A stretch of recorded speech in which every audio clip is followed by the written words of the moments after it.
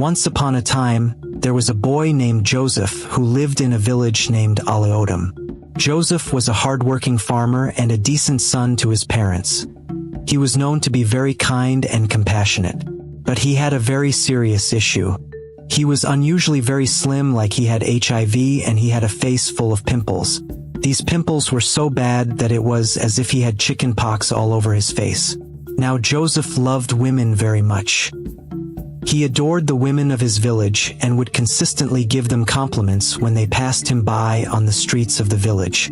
But because of his condition, all the girls would ignore his advances because he was very ugly and disgusting in their eyes. Anytime he passed a group of girls, they would all turn and begin to gossip about him loudly to his hearing, making remarks about how desperate and irritating his advances were. Some would even throw stones at him, sometimes out of spite. And most people in the village considered it to be an abomination to be associated with him. But this never broke Joseph's spirit.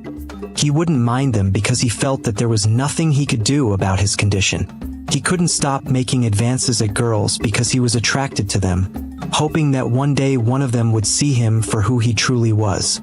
So he kept on living his life as a hard-working farmer. One day when Joseph was in the forest, getting some firewood to use to cook, he heard a loud sound coming from a nearby bush. "Help! Oh God, please help!" the voice screamed. So he hurriedly went to investigate where the noise was coming from and who was making it. When he got there, he found out that it was a beautiful girl who was ambushed by a big hyena. The hyena cornered the girl in a tight spot and slowly approached her as she screamed. So Joseph immediately called the girl's attention with a loud shout. "Hello, my name is Joseph. I'm here to help. Please don't make any sudden movements or the beast will strike you." The girl responded, "Don't leave me alone here, please. I'm so terrified that my body is frozen with fear. Please don't allow me to be eaten by this hyena. I am an only child to my parents." Joseph replied, "Don't worry, I won't let that happen." So Joseph courageously carried a big stick and charged at the hyena to draw its attention. When the hyena saw Joseph coming at full speed, it got scared and cowardly ran away. Joseph had saved the beautiful girl and hurriedly grabbed her hand to take her to a safe spot in the farm, so she could calm her nerves down. When he brought her there, he asked, "Beautiful maiden, what were you doing wandering about the forest like that? Don't you know this forest is filled with several wild and dangerous animals?" The girl replied as her breathing was still fast-paced. I know, I just got lost. I ran away here to cry my eyes out and be alone. But I guess the hyena saw me lonely and decided to keep me company." Joseph then replied to her, "Ha ha ha, you are quite a funny lady. So the hyena was keeping you company, you say? So why were you screaming as it was coming closer and closer? Perhaps it wanted to ask you what happened that made you so sad." As he said this, both Joseph and the girl looked at each other and laughed earnestly. After laughing, Joseph asked the girl, "So my name is Joseph. What is yours, by the way?" "Nice to meet you, Joseph. Oh, my name is Adan, by the way. I hail from this village." Joseph then responded, "Oh, I see a maiden from this village, you say. So if I may ask, and I know I'm not a hyena by any means, what made you so sad that you felt running into this dangerous forest alone was the only solution?" Joseph asked. Adan then began talking. "Well, I was talking with a group of my friends, and then they started insulting me that I am unattractive and unappealing to men, because I am yet to get a boyfriend." Joseph immediately responded, "Well, that's outrageous. I mean, look at you. You are the most beautiful girl I've ever seen in my life, and I am not just pulling your legs." Adan blushed. "You really see me that way?" she asked. "Of course I do. I mean, why do you think I saved you? You think it's out of the kindness of my heart," Joseph sarcastically said. Adan laughed at Joseph's sarcasm and then responded to him, "Well, Joseph, if you think I'm beautiful, wait till you see my friends, Precious and Amaka. They are beyond beautiful. They pull all the men in the village and always get gifts and attention from men." "Wait a minute, Precious, as in I know those girls," Joseph responded. "You do?" Adan asked. "Yes, I do," Joseph answered. They are among some of the girls who nag me and rain insults on me in the village each time I try to make advances at them or compliment their beauty, because of my body stature. Although I do not hate them, I find them to be quite rude. But what I don't understand is why they would make you feel ugly or inferior to them. To me, you are far more beautiful than they are. Joseph said. Really, you think that way about me? Adan asked. Yes, of course I do, and you know what, I think it's time you get a new set of friends. Because obviously, your old ones don't appreciate you. But where would I begin to find new friends in this lonely village? Adan asked. Well, for a start, I'll be your friend, Joseph responded. I promise to not insult you or make you feel inferior to your former friends, as long as you promise not to insult me or make me feel inferior too, Joseph said. Of course, Joseph, Adan responded. So Joseph and Adan from that day henceforth became the closest of friends in the village. They would visit each other in all sorts of places like the farm, the forest, and even Adan's house when her parents were not around. During their time together, they would share personal secrets to each other, support each other emotionally, and be there for each other. It was as if they were different sides of the same coin. They complemented each other in almost every aspect. And soon enough their friendship began to blossom into something more. Something both of them had longed for a very long time. But in the midst of all these good times, Adan's former friends were about to make a comeback in Adan's life. One day on a sunny afternoon, when Adan was alone at home, she heard a knock on her door. She asked who it was, and then Amaka and Precious's voices responded to her. It is us, Oo. Adan, please open the door. What are you doing here? Adan asked as she screamed at the door. We came to see you, Adan, Precious response. We've missed you a lot, and we have not been seeing you around any of our hangout spots. Please open the door. I don't want to see you guys. Adan screamed from inside. You guys hurt me, all because I didn't have a boyfriend. Adan said. We know, and we are sorry. Now please open the door, so that we can properly apologize. Amaka said from outside. So Adan later gave in and opened the door for them. When they came in, they berated Adan with thousands of apologies, trying to get her back in the friend group. Adan initially refused their offer, but after much pressure, she gave in and they all reconciled. The following day, as the reunited friends were hanging out, Precious asked Adan if she finally got a boyfriend when she was away from them. No, I haven't, Adan responded, but there is this guy I have been talking to for some time now. I really like him, and I think we have a strong connection. I'm sensing he feels the same way and might ask me out for soon. A crush I see. Amaka chipped in. I hope he is handsome. I hope he is rich. She asked Adan. Well, he is handsome to me and he might not be rich now, but he is so hardworking. I know he will become rich later in life. Adan responded.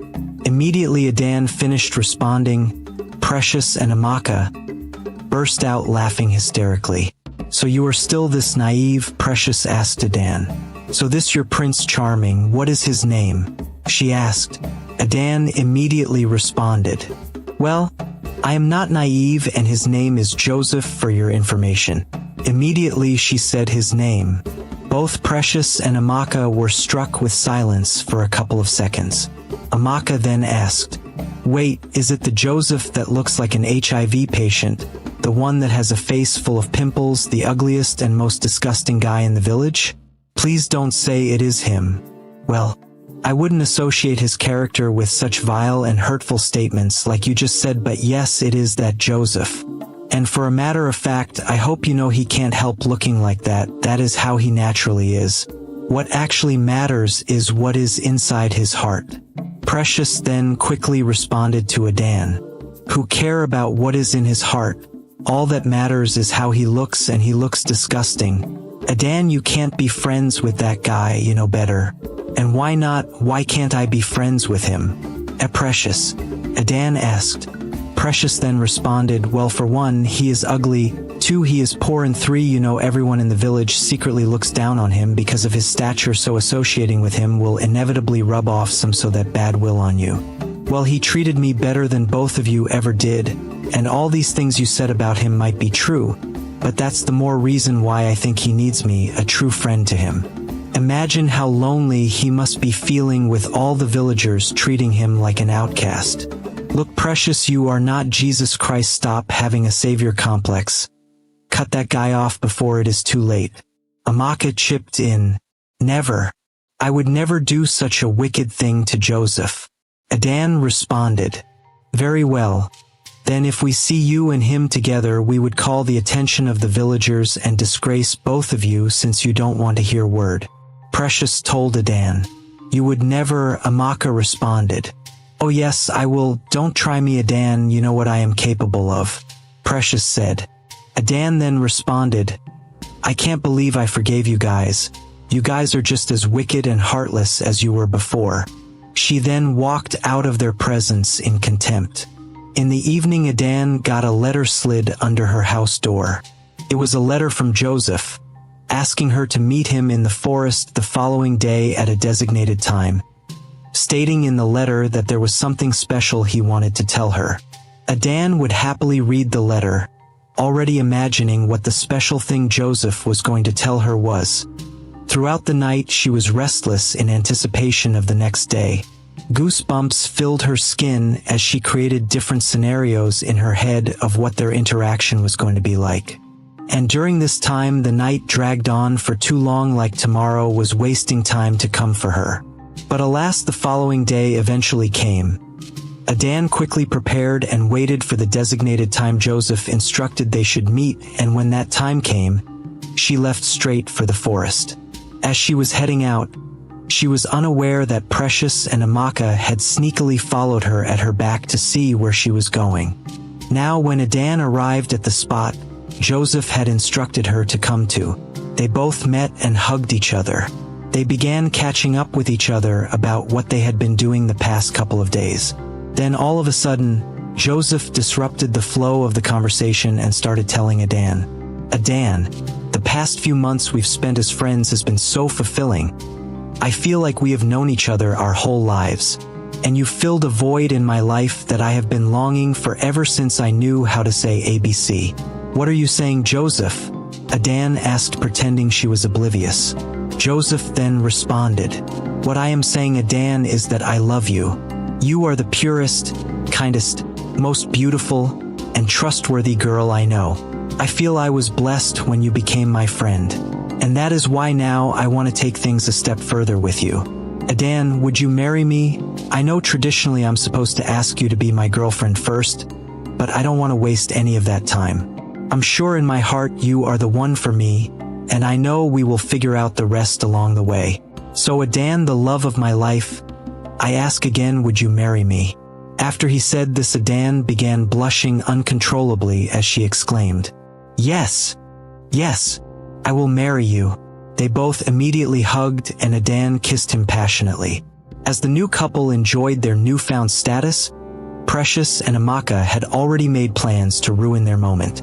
You see, when Precious and Amaka arrived at the site with Adan, they hid under a bush unknown to Joseph and Adan as they watched them. When they saw that Joseph had begun professing his love to Adan, Precious sent Amaka to go and alert all the villagers they could find and bring them to the site to come and see the spectacle. So after Adan and Joseph kissed, Precious sprouted out of the nearby bushes and shouted, Shame, shame, shame on you, Adan. How can you accept marrying this beast? I can't believe you. You are a disgrace to our group. And you even kissed his pimple-filled face. Disgusting. You both are disgusting and you both deserve each other. How the hell is our love your business? Have you been following us, Precious? Leave here instantly if you know what is good for you. Adan replied her. Or what, Adan, what would happen? Look, for your information, I have already sent Amaka to alert the villagers. All of them are already on their way here to behold this abomination.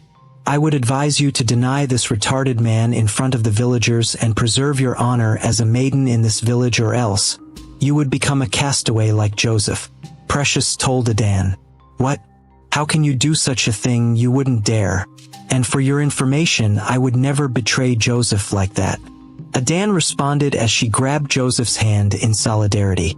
And as she was still talking, Amaka arrived at the site with a great number of villagers she had informed of what was going on, as Precious instructed. When the villagers arrived, they majorly consisted of maidens, and when they saw both Adan and Joseph together, they began whispering to themselves. So this might be true, the girl is really in love with that disgusting man. It's unbelievable. As Adan saw the villagers arrive, she was gripped with a great fear, and she immediately detached her hand from Joseph's hand in shame. So one of the girls in the crowd of villagers asked Adan openly, "Adan, daughter of Agnes and Luke, is it true that you have been infatuating with this outcast? Are the rumors we have been hearing factual? Yes or no? Tell us, if true, you know the consequences, you would be treated like an outcast like him. If false, then you would tell us why Amaka and Precious found you two alone in this middle of the forest." As Adan heard this, she was completely terrified. She began considering what it would mean to equally be treated as an outcast like Joseph, just because of her affiliation with him. She thought of what her parents would think of her and what that would mean. So, in a moment of weakness, she abandoned her heart and replied to the villagers, "No, it's false. I have no affiliation with this man. I don't even know him, talkless of infatuating with him." As Joseph heard this, his eyes sunk in utter sadness and betrayal.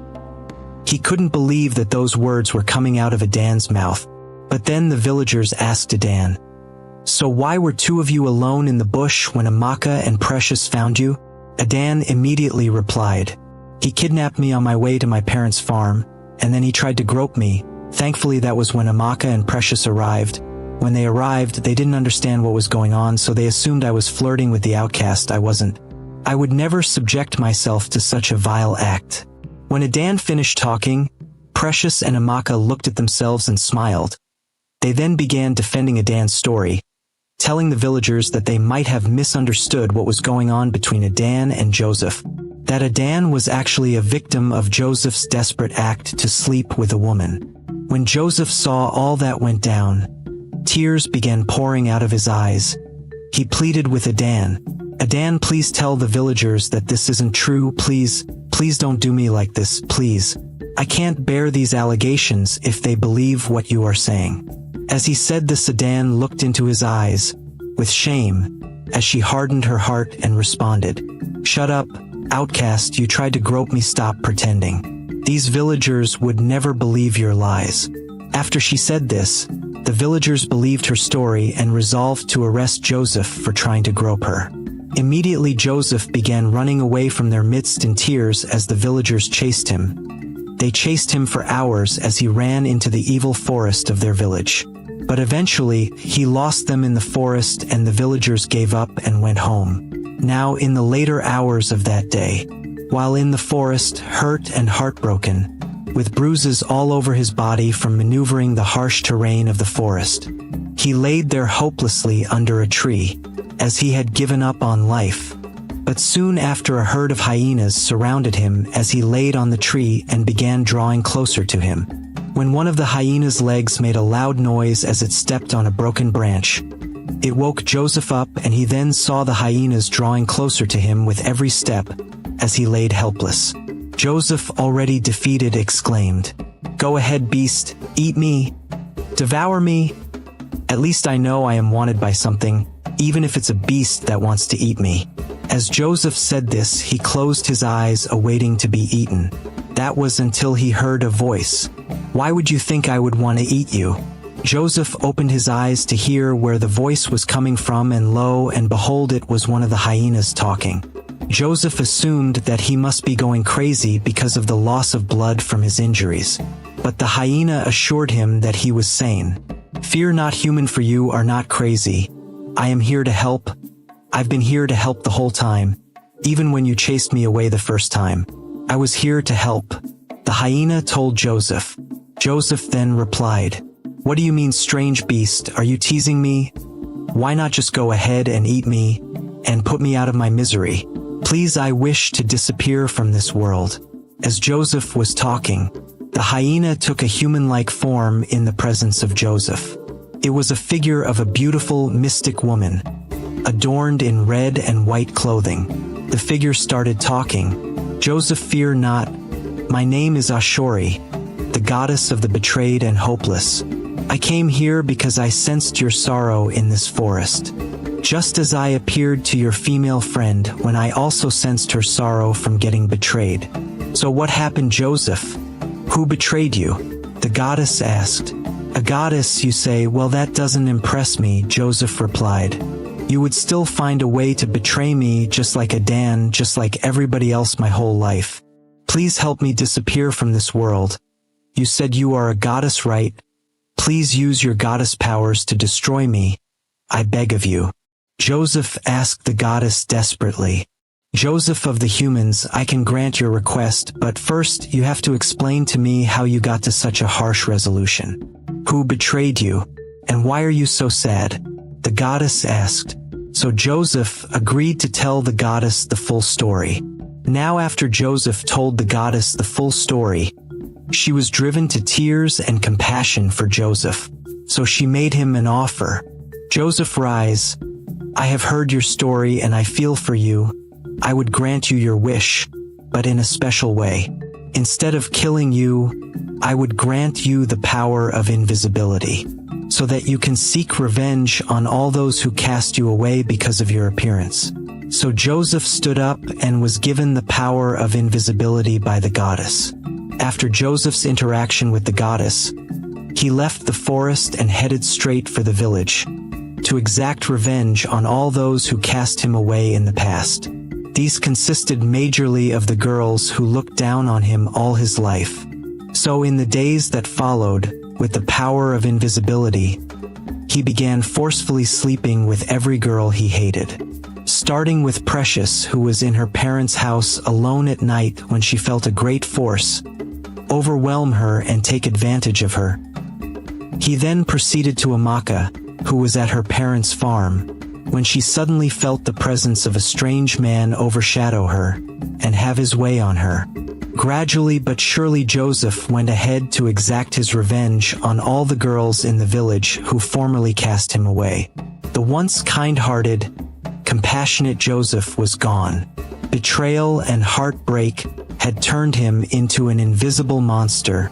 Soon after Joseph had successfully slept with every girl he hated in the village, it remained one. The one who betrayed him the most and broke his already fragile heart. The one who broke the promise she made to never hurt him. Adan, his fiancée, who betrayed him just moments after their engagement. So that night he visited her house unsuspectingly with his invisible powers clouded with rage and sadness. He then proceeded into her room to do to her what he had done to the rest. But when he entered her room, what he saw would shock him and break his heart all over again simultaneously. Joseph would see Adan depressed and crying, with his pictures all over her room. She didn't know he was with her because of his invisibility powers, so he went round her room to investigate why she was doing this. During his inspection, he found her diary. When he glanced through it, he found pages upon pages of how she wrote of how sorry she was for betraying him, how she regretted her actions, and how she swore never to forgive herself for betraying him. This drove Joseph to tears. "So she regrets what she did to me?" he thought to himself. But when he closed his eyes and replayed that day Adan betrayed him in his head, he hardened his heart and resolved to exact his revenge on her as he had planned to do. So with his eyes full of tears, as he was about to pounce on her, he heard Adan's voice. "Joseph, is that you, my love? Thank you all for watching. If you enjoyed this video, leave what you learned from it in the comments, and like and subscribe for more videos. If this video gets to 5,000 views, I will do a part 2, so share the video to your friends. Here is another story I'm sure you'll enjoy. Click to watch now.